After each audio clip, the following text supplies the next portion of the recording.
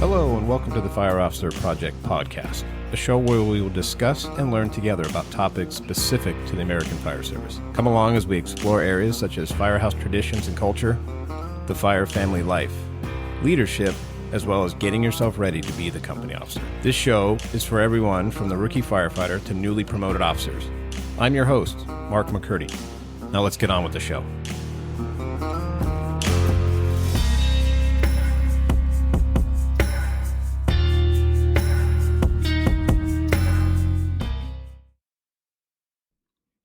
Hello and welcome back to the Fire Officer Project. This is episode 4. In this episode, we're going to talk a little bit at the beginning on reviewing the first few episodes, some things that have happened recently, and then we're going to talk about day one as a captain, what to expect. I'll give you a little bit of potential language warning because I pretty much just run this as I go, and sometimes passion or trying to get a point across might cause something to slip. So a little bit of language warning potentially for this one. Just based on the topic. So sit back, relax, send us any comments or info that you'd like to hear further on this topic, and I hope you enjoy. Hello, and welcome to episode 4 of the Fire Officer Project. And in this show, we're going to talk about what it's like to be the captain the first day, or company officer, whatever your department calls it. Going to review a little bit of the first few episodes, some other things that have been going on, and go from there. So it's been a minute since I've done this, and now that I look at the dates, I put out the last show was October 4th. It's November 18th. So time goes by fast. Bunch of stuff at work going on, stuff, family life, so I'm a little delayed. Plus, one of the other things was I didn't want to just put out content just to put it out, and then it sucks. So I'm still trying to learn and making sure I'm following a pattern, because if I was all over the place, you're like, what the hell is this guy talking about? I'm trying to keep somewhat of an organization. So I kind of went back to the drawing board, straightened a few things out that I want to do for the long haul. And some new things have come to light recently at work, and I just want to kind of touch on those. So just as a quick review, the second show, The Foundation, we talked about just setting goals for yourself, timeline, doing a self-assessment, a true self-assessment of seeing where you're at and where you need to be to market yourself and to feel comfortable with getting ready for that promotion. And then finding a mentor. That's a big one. You're going to keep hearing that because I think that's huge. And if you haven't listened to the other episodes, you can kind of go back and get my opinion on it. But in a review nutshell, I think you need to find a mentor that's not just going to blow smoke up your ass and tell you that you're doing great and you're awesome because you're a nice person and all this. I'm so sick of hearing they're a nice guy, or a nice person, or whatever it may be, because the but part is after it, you don't necessarily want to work with them all the time though. But they're a nice person. Great. We have tons of nice people on this job. What's the person that you want to get the job done? So somewhere in between there is where we need to try to land. So that's what basically, but what I mean, going back to what I was talking about with the mentor, is find a mentor that's going to tell you the truth. It's going to sit down and look at what you've accomplished so far and give you the true hard assessment of where they think you should be. Maybe give you some ideas you never thought of, open your eyes up to a whole nother area of your department that maybe you weren't aware of, and just kind of pushes you in that direction, gets you out of your comfort zone.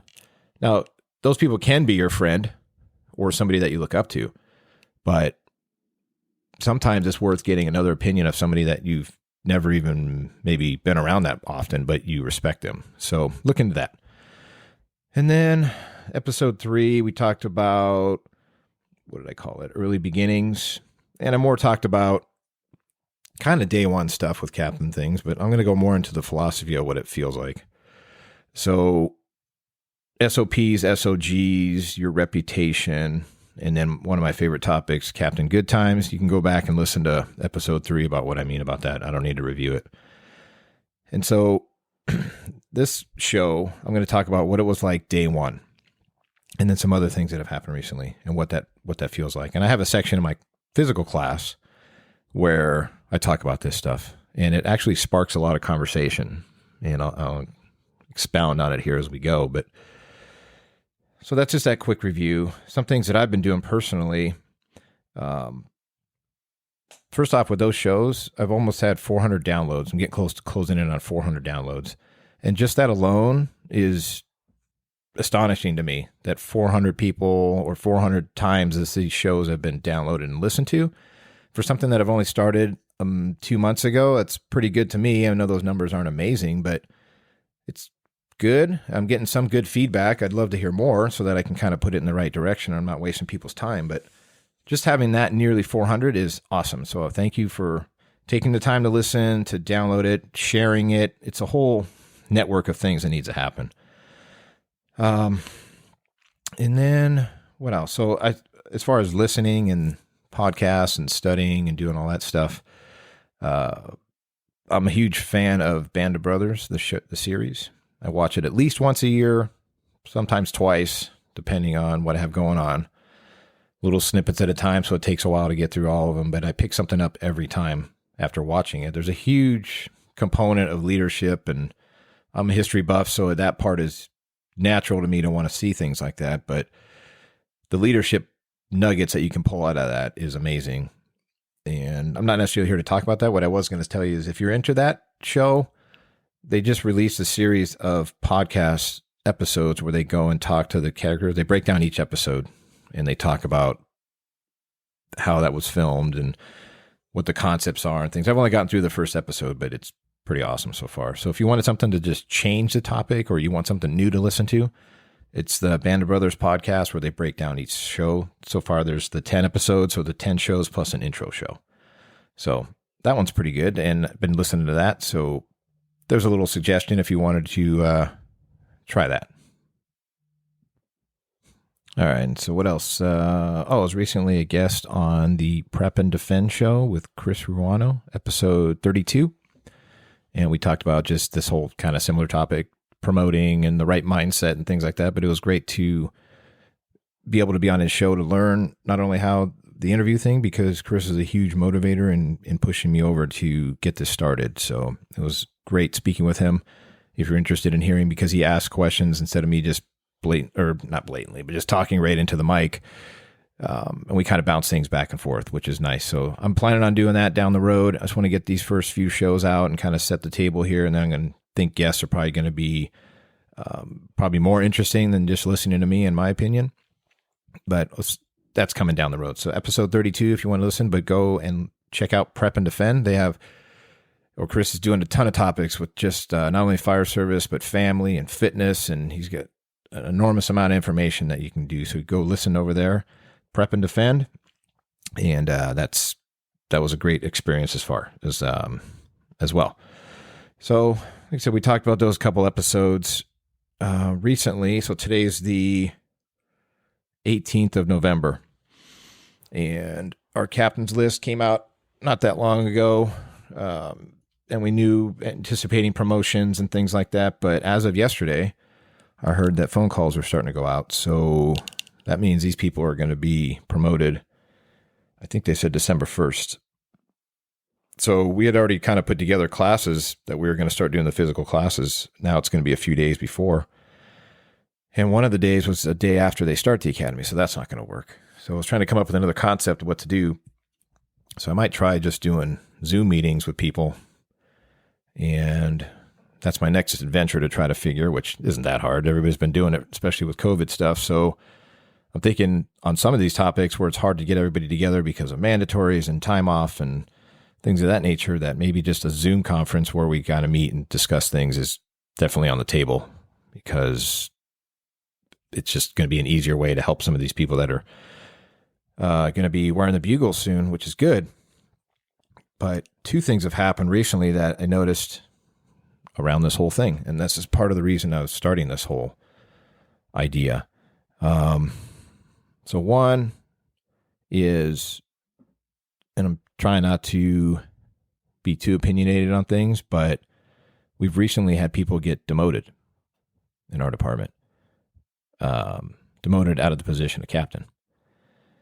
And there's a ton of factors of why that happens, and I don't have enough information to even open my mouth. But the fact that it's happened is a big deal. So I'm not speaking specifically to those individuals' cases. I have no understanding of why or whatever. I mean, I kind of know, but I'm not open forum discussing it. What I'm saying is it happened, but I look at it and go, okay, who's at fault here? Is it the person because they didn't get themselves ready? They weren't ready. Maybe it just wasn't for them and they didn't necessarily want to give it back, but they thought they could overcome it. Who knows what all the factors are? But I think it is notable that part of it is maybe the testing process. Because if people are able to get through that now, and it's not one person, it's not two, I've heard 3, if not more, in these recent. So probation's only 6 months for us for that position, for your promoted position. Why is this happening? So one of two things. They're not going to change the testing process. So the way it's happening is the way it's going to happen.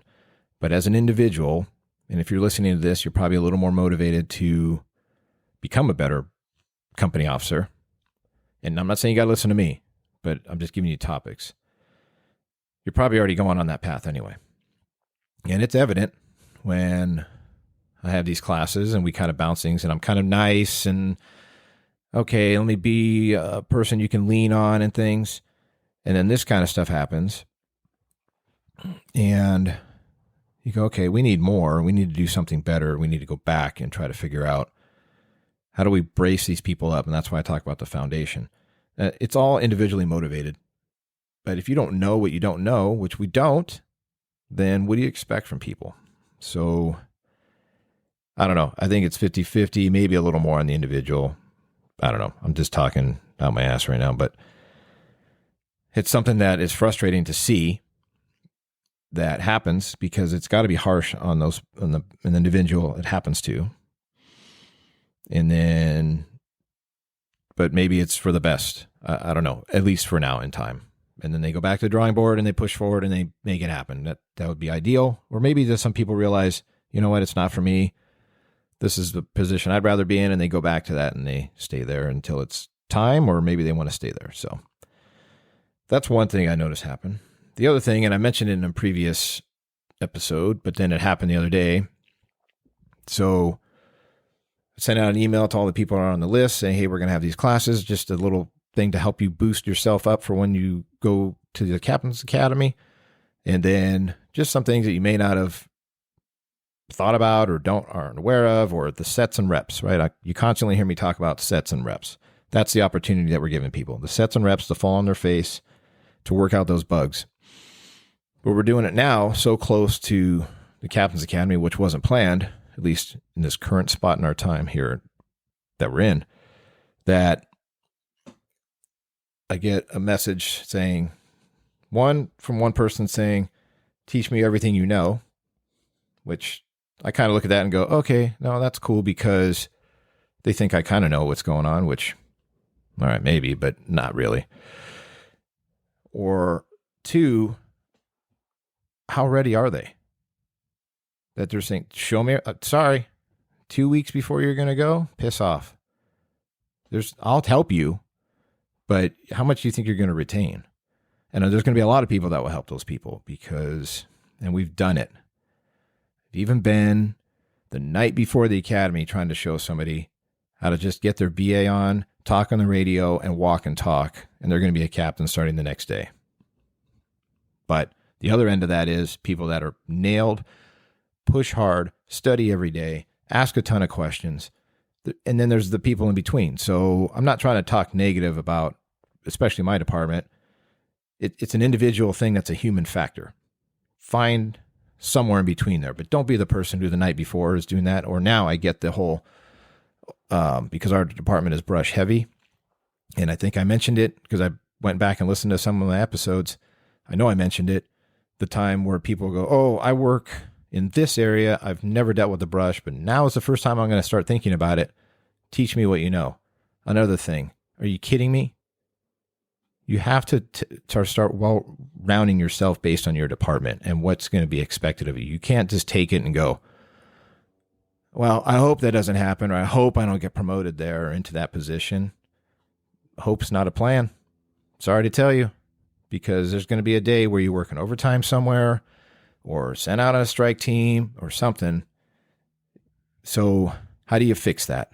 Well, this is where I need to rewind it. Right now, it's too late, right? It's too late in what I mean as far as trying to come out with the marathon plan. You're going to be in sprint plan right now if you're in this position. So as a whole, and what I'm trying to start here, and multiple of the people that are jumping on board with this and helping, is grabbing the person a year or two before and mentoring them, or just meeting with them and saying, take these classes and then I'll meet back with you in a few months, or text me or call me, or you kind of see what I'm talking about. But when you're hitting somebody up a week before or 2 weeks before in a topic that you don't know and have never put effort into, whose fault is that? But some people will push you, but you better know that you're in sprint mode trying to retain it. And then trying to retain it and not doing it is going to be rough. But at the same time, you can't know it all. So try to curb that as much as you can and get out in front of it. So enough about me complaining. What I'm really trying to look at is, what is it like? So you can prep all you want and try to have this down, and you think you know what you're going to say on your first fire and everything's going to go this way, or you think you're trying to deal with personnel and what's that going to be like, and it can be heavy on your shoulders. And if you don't feel nervous, like initially you get the phone call and you're excited. It's an exciting thing for your family, for you, all the effort you've put in. You feel like it's another big hurdle. It is exciting. And then it wears off because I get all these text messages and phone calls. Congratulations, you're awesome. This, that. Family's excited. It changes things, but it's going to change a lot because you're probably going to get kicked out of the station that you're at, unless you're at a smaller department. You work for a bigger agency, who knows where you're going to end up. You could be on a different shift with people you don't know and whatever it may be. So when that starts to fade off and reality gut checks you and you're thinking about everything you need to do prior to getting promoted within a few weeks, then you start weighing on your shoulders. So I have a section in my class where I show a picture of a person sleeping in bed and just kind of laying there staring at the ceiling. How often do you think that's going to happen to you? Because my experience was this. I worked when I first got promoted, I was at a station that myself and the other captain, we got promoted at the same time. So I was what shift was I on? B shift? I think he was A. Doesn't really matter. Obviously, you can see it's a single engine with the squad, and he was the A shift captain. I was the B shift captain. Okay, so we would relieve each other in the morning, but we started out the same academy class, same time frame. You see what I'm saying? It wasn't like he had a couple months on me or I had a couple months on him. And I remember feeling like I didn't have enough time in the day to try to get done what I needed to because my time management skills sucked. Because you're in a new environment, a new job, a new responsibility, and you're trying to understand how to manage time. And time management is tough because you think you can get all this done. I started out with a list. Okay, I'm going to do all my basic stuff I have to do. And then I got 5 things I want to do today. And then it went down to 4, 3. And if I got 2 of the things done, legit, that needed to be done, not personal errands. I'm not talking about that. I'm talking about projects around the station, fire prevention, whatever it may need to be. That is the hardest part, is trying to understand the time management. So I come in the morning, relieve him, or he'd relieve me, whatever it be. And I go, hey, how did it go? How was your shift? Oh, it was good. We ran a couple calls and cooked 2 meals, watched a couple movies. And I'm thinking to myself, what in the hell? How do you have time to kick back and watch movies all the time? And I get it. I'm not talking about not hanging out with the crew. What I'm talking about is, yeah, we watched football, we did this, we did that. Like, how do you do that as a brand new captain and have time for that? Because he must have been more dialed in than I was on that. Because I'm trying to manage the office, study, go on calls, train with the people, train myself, just all kinds of things. And you're going, what in the? So another thing where you got to find the middle of where that happy median is. Because if you don't think you're not going to be laying awake, staring at the ceiling, trying to think of what's going to happen next, or am I going to be able to handle it, then you either don't care, you're not aware of it, or maybe you're that solid. Somewhere in there. I think those are your three options. So know that that's going to happen. And I kid with the people in my class and say, don't worry, you only have diarrhea for about 3 months. Then you feel like you're getting your feet under you a tiny bit. And then like your whole career, something will come along and slap you down and show you don't know it all. It's going to continuously happen. So you just need to find that person that you can rely on to help you through situations, guide you, and just know that a lot of it is on-the-job training.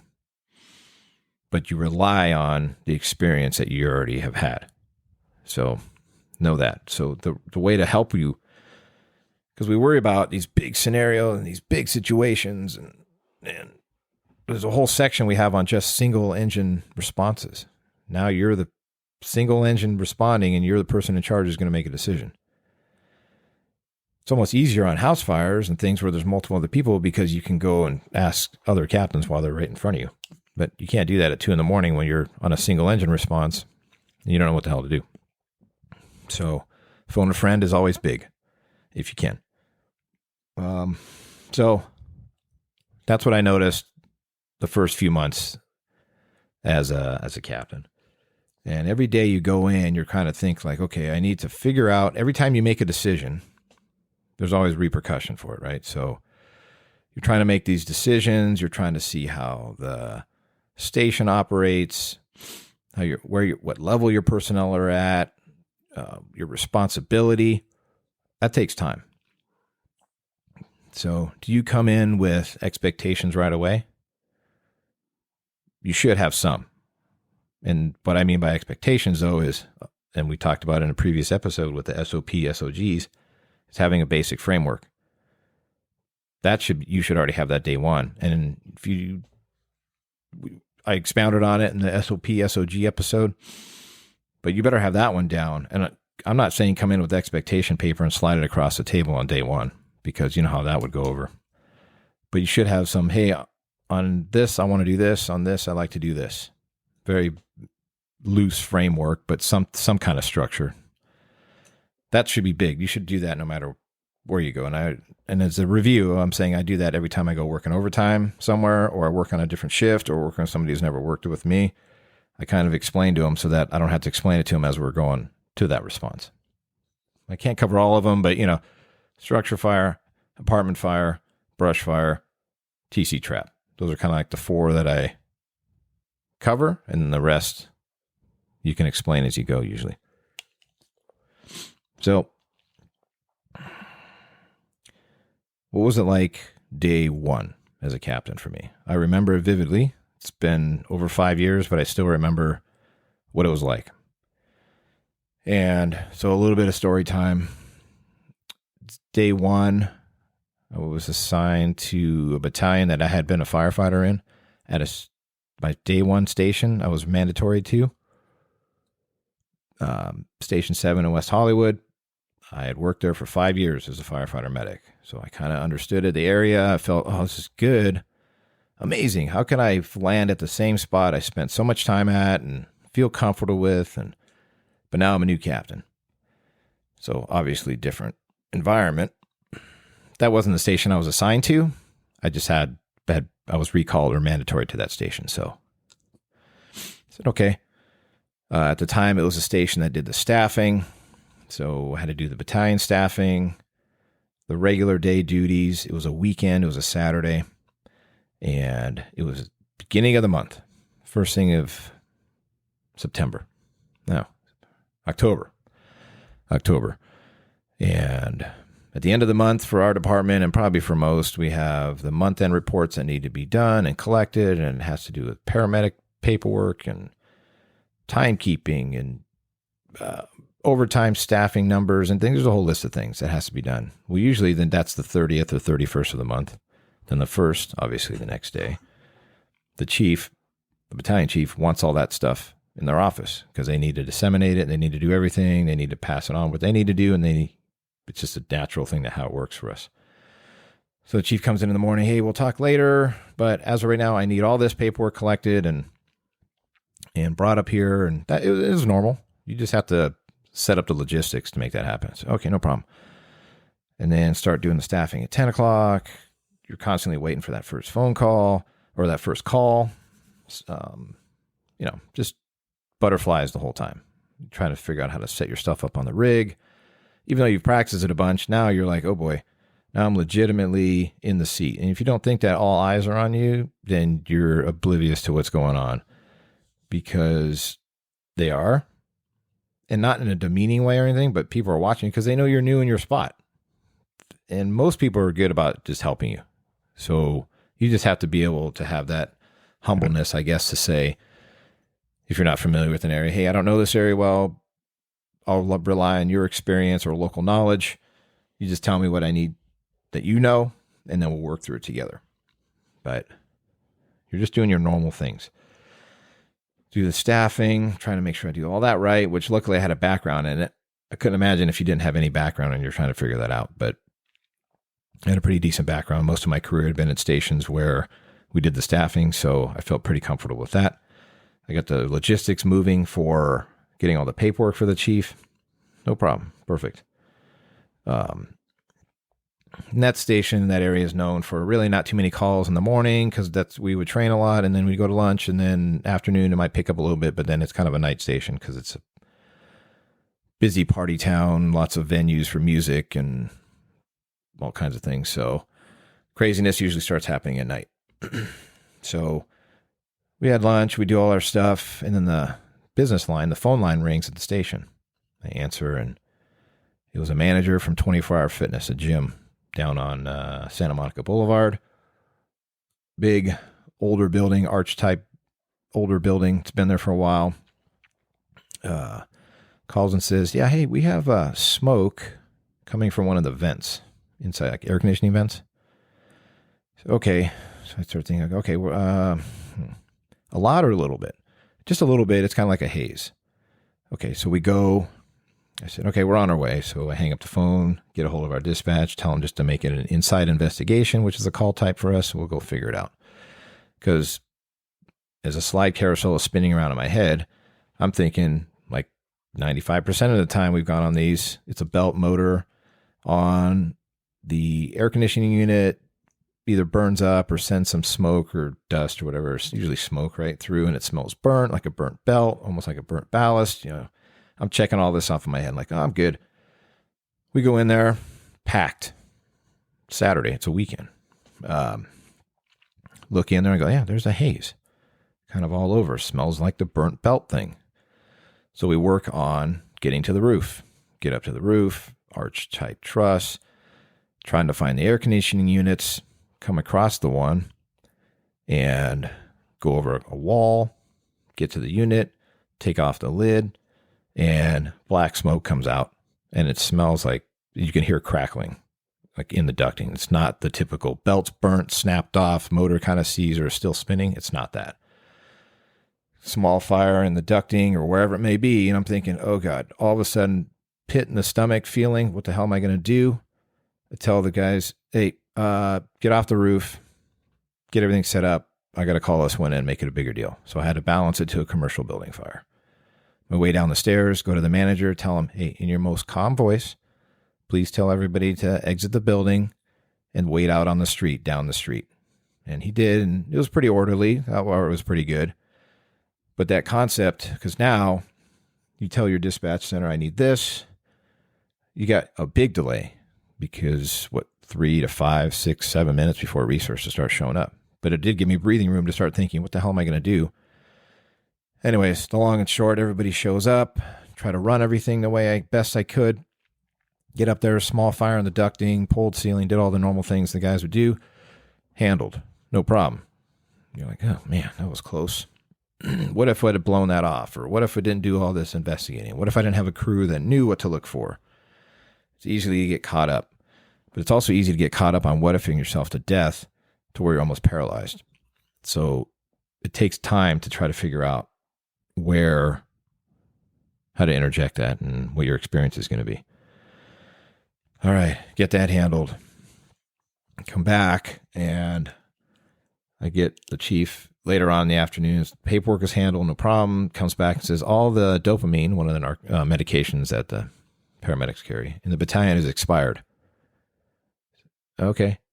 What do you want me to do with that? Figure it out. Okay. My squad or all the paramedic units in the battalion? In the battalion. And then leaves. Lovely. Well, it's a Saturday. Our EMS people are 40-hour, and when they need to restock medication at this time in our department, you had to call them on the weekend and try to get it handled. So just another wrench that was thrown in the day of trying to figure out getting medication through the coordinator. Not a big deal, but just another hurdle. Then the calls, other calls start coming in. And mind you, this was a shift with people that I worked as a firefighter before, but now I'm in a different role. And we start going on a few calls, and you can see in our department, we make a determination if it's a advanced life support or a basic life support call. And then we send it with the private ambulance company, the patient, or the paramedic escorts in the private ambulance to the hospital. So there's always that line. Is it BLS, ALS? Are we transporting the patient, sending him with the crew, whatever it may be? And you start looking at these calls, and you go, okay, yeah, I feel comfortable with BLS. And no. And I was a paramedic for a while, for about 15 years. So not that I've seen everything, but on the basic stuff, I was pretty conservative, but not grandparent holding hands type conservative. And you start getting tested when you're like, how are you going to send a BLS unresponsive, completely hammered? I get it, they're drunk, but they can't even hold their head up. And they're pretty much out unless you give them a little bit of pressure or painful stimuli to get them to come around. So you got to be the dick. No, I'm not comfortable with that. So if you have that kind of concept in your department, that's a whole nother hurdle with the EMS side of trying to balance between being a grandpa to them all the time or a grandparent to them all the time, and not letting them get away with murder because you want to be Captain Good Times, or you want them to like you, whatever the hell it may be.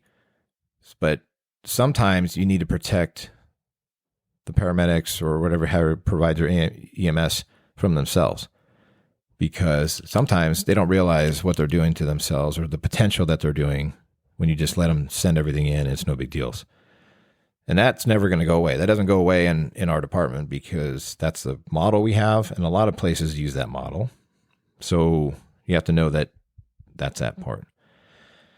Anyways, had to deal with a few of those. And then you start second guessing yourself. And so, like I said, if you don't feel like or don't think that you're going to have diarrhea or just this butterfly in your stomach, not comfortable for months, maybe it's just me and I'm overthinking everything. But it's almost like you're keeping your edge by doing that because you're not quite sure. It's just all new to you. So anyways, it sounds like I'm complaining like it was such a big deal, but at 10 o'clock when I finally talked to my wife and she said, how's it going? I said, I think I made a mistake. I think I'll go back to being an engineer or driver. She's like, what are you talking about? I said, this job sucks. You got to do all this administrative stuff. There's all this extra pressure. And granted, it had only been not even 24 hours. I didn't give myself enough time to think, like, hey, it's going to get better. And it did. It did. It's just time. Time is what you need to get better. So, and I'll harken back to some of the things I've said before. Don't rush to promote. And you're going, what the hell are you talking about? You're talking about a promoting type atmosphere on this. Yes, but we have people that are promoting. They can take the test at 5 years. It seems like 7, 6, 7. I'm like, and if you worked at another department prior to ours, or you have some experience in another area, and then you came, when I'm not left just looking at the years that they worked with our department. I go back and look and say, what'd you do before that? Well, private ambulance, or I worked over here. It's completely different. Then I'm like, how many slides in your carousel do you have? Everything is just class driven or How much experience do you really have? And I'm not saying there's a magic number, but when you want to have the reality of looking at it and saying, let me see where you've worked, what you know, what's your weak point. Okay, well, now you're going to be in the front seat making decisions in an area that you haven't even experienced. And you can't experience everything, like hazmat. Hazmat for me sucks. I've never been a hazmat guy. I know the basics, but beyond that, I know my limitations on that. But that's not too common, but I know how to operate in that environment. That takes a little bit of time. So that's my weak point. If I had to pick a weak point, hazmat. Tapped out within the first basic safety, isolate, notify, set up the perimeters, exclusion zones, warm, hot zones, cold zone, whatever you want to call it, and how you have it set up. I can handle that. But beyond that, it's not my expertise. So that's my weak point. How do I fix that? Well, I'd have to go to hazmat school and bid a hazmat spot and all that. And I'm not ready to do that. But I know where my weakness is, and I try to go and brush up on that, or have a plan, I should say. So you're going to get some of that. You're going to get pushback from some of the people who will just kind of test you and want to see what you're going to let them get away with. And it seems stupid, but they're going to push you on some things where there's paperwork, needs this signature, this isn't done. You're going to have to call them to the office and say, this isn't done. I need you to fix this. Well, it's never, they really don't look at it. No. Set the standard from the get-go. Now, you're not being a jerk, and you're not expecting them to do more than what is the basic minimum, unless that's you and that's what you want. And I already wrote down the next episode what I'm going to talk about, and it has something to do with that, and I'll tease you with it in a bit here, but you can understand that you're just going to be out of your element completely. No matter how much you practice, how much you've prepped for, you're just going to feel uncomfortable. And that's a topic and a word I bring up in my class all the time. Be prepared to feel uncomfortable. You just are. You just don't know yet what to say. I screwed up so much and said such dumb crap on the radio sometimes. I'm like, what am I doing? It's like sometimes I was almost surprised what crap came out of my mouth when I said something on the radio. And I remember getting laughed at about it, punked about it. And I'm like, yeah, you're right. What an idiot. What? It's just sets and reps. That's the OJT stuff, is feeling smooth and operating and trying to understand where you fit in. But where else? Let me think here. Well, before I squirrel and something else happens and I change it off direction, what was I talking about as far as talking about a standard? So I have a concept idea for another show, which would be holding the standard. And what I'm talking about is, what is your reputation amongst others that are around you? Or what's the reputation of the station you work at, the specific shift, maybe just the company, the engine or the truck or whatever you have in your firehouse? And what is that reputation? Because I've heard that a lot. If you haven't listened to the other episodes, I previously moved to my current station I'm at now in July. And the one I had worked at before was for about 4 years. So I kind of understood how that worked. And then you come to this station and you build your reputation, and it already has it right before you get there. It's not like you're one person making that decision or that reputation, but it's either you're going to continue it, you're going to change it, you're going to enforce it more, wherever you're going to fit in. But that's what I'm going to talk about. Another thing, talking about expectations, firehouse culture, kind of like the reputation of the firehouse or that company. And then where do you interject that? How do you portray it, explain it to people, live it, do it, breathe it, and why? So as I wrap this episode up, I'm more talking about in this one, just about what you're going to feel as a brand new captain. You're going to have people that are pissed that you got promoted and they didn't. Or maybe they're on the list, right neck and neck with you, but you got promoted and they didn't. You don't think they're going to be resentment or pissed at you, even though they say, oh, you're good job. There's going to be slight resentment. And in smaller departments, it can be more cutthroat because how often do you think they promote? How many do you think they promote? Things like that. So it can be tough. And in a larger agency, you kind of look at the list, or people look at it and go, this dumbass got promoted, even though they're thinking that, right? Or maybe that's how I think. I'm not calling everybody a dumbass. Okay. What I'm saying, you don't understand what I'm saying is you look at it and you go, wow, that person got it, but this person didn't, or over me. And then there can be resentment, and you can't control that. That's just human factor, human nature. So what you can control is where you're at now. Where do you want to go? What do you need to get there? Who do you need to speak with, get in your life? Can you move around in your department and start sharpening your skills, opening up your horizons, getting uncomfortable now and learning things that you may not even have any idea of what to do? And like I said, brush is a big thing for our department. But we're operating in a municipal type fire department in the brush with a bleed into type 3 engines now, hand crews, copters, dozers. There's a lot. But there's an expectation too. And for people that work for our department, if you're listening to this and you want to know what that's like, get a hold of somebody in our department of how to operate in that arena, because it's a big one. Doesn't happen all the time.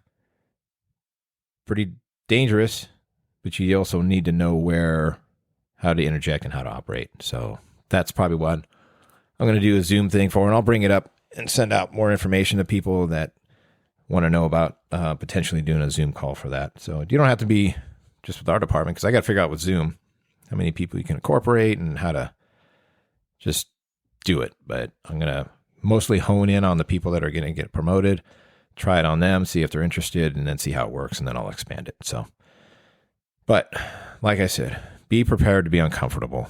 It's just natural. That's what's going to happen. So I hope you got something out of this episode. I look forward to other topics and ideas, and I have a bunch written down, but if you have anything that you would like to send out or suggest as a topic, if you work for our department, you can find myself on the app. Instagram is the Fire Officer Project, and then email thefireofficerproject@gmail.com. You can send me ideas. You can tell me I suck ass, I'm wasting people's time, whatever it may be, or you can tell me, can you talk about this, because I can't think of everything, obviously, but I have a structure that I'm trying to follow. And so as we wrap this episode up, we just talked about a little bit of day one, what it's like as a captain. I didn't really get too deep into it because everybody's experience is going to be different. But the biggest thing you need to take from it is you're in that position. Do the best that you can. Keep seeking out those people that can help and guide you. Find those people that you can use as phone a friend. And it's just going to be those sets and reps and time. Not much you can do other than trying to get that experience. So if you're at a slow house, it's going to take you a little bit longer, but the more that you can move around and get out there, it's just how it's going to be. It's like anything in life.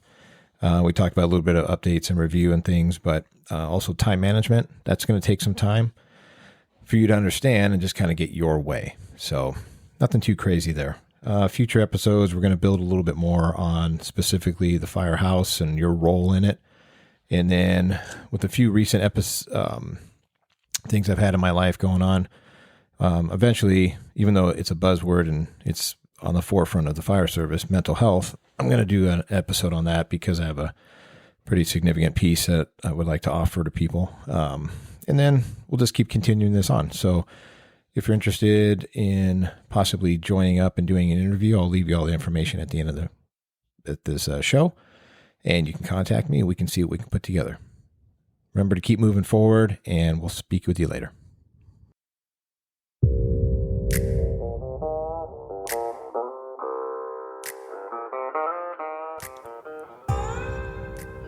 Thank you for taking the time to listen to another episode of the Fire Officer Project. If you'd like to reach us, you can follow us at Instagram, The Fire Officer Project on Instagram. Also have a Facebook account, but I mostly interact on Instagram. It's a little bit easier platform for me, and I like that one just a little bit better.